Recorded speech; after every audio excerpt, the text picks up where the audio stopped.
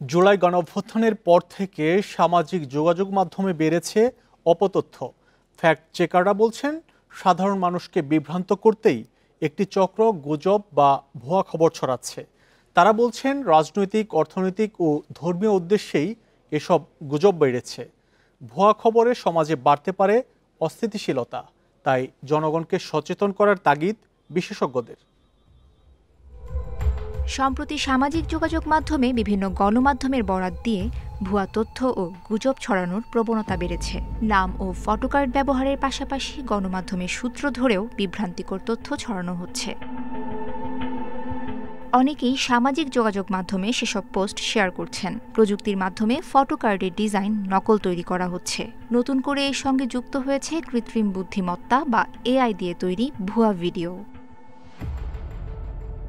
Fact চেকাররা বলছেন, রাজনৈতিক, অর্থনৈতিক ও ধর্মীয় উদ্দেশ্যেই গুজব বেড়েছে।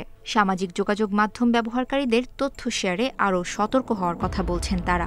মিথ্যা তথ্য শনাক্তে কার্যকরী প্রযুক্তি ব্যবহারের তাগিদ প্রযুক্তি বিশেষজ্ঞদের। রাজনৈতিক ফায়দা হাসিলের জন্য একটি সমর্থক গোষ্ঠী অপর সমর্থক গোষ্ঠীর বিরুদ্ধে একজন সমর্থক গোষ্ঠী আরেকজন সমর্থক গোষ্ঠীর বিরুদ্ধে এই ধরনের তথ্য ছড়ায়। এসব কন্টেন্ট তৈরি করে আর্থিকভাবে সুবিধা পাওয়ার জন্য, বেনিফিট হওয়ার জন্য ফেসবুকে ছড়ায়। ধর্মীয় অনুভূতির জায়গা থেকে অনেকে মিস ইনফরমেশন ছড়ায়।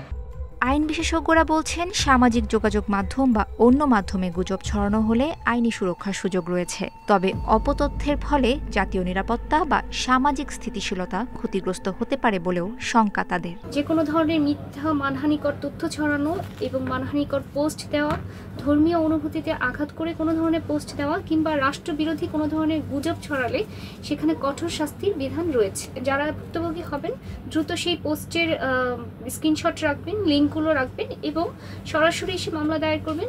ফ্যাক্ট চেকাররা বলছেন, ভুয়া খবরের ফলে সামাজিক অস্থিরতা সৃষ্টির শঙ্কা রয়েছে। অপতথ্য নিয়ন্ত্রণে সরকারের কার্যকর ব্যবস্থা নেওয়ার পাশাপাশি জনগণকে সচেতন করার তাগিদ বিশেষজ্ঞদের। তাসফিয়া রহিম, ইন্ডিপেন্ডেন্ট নিউজ, ঢাকা।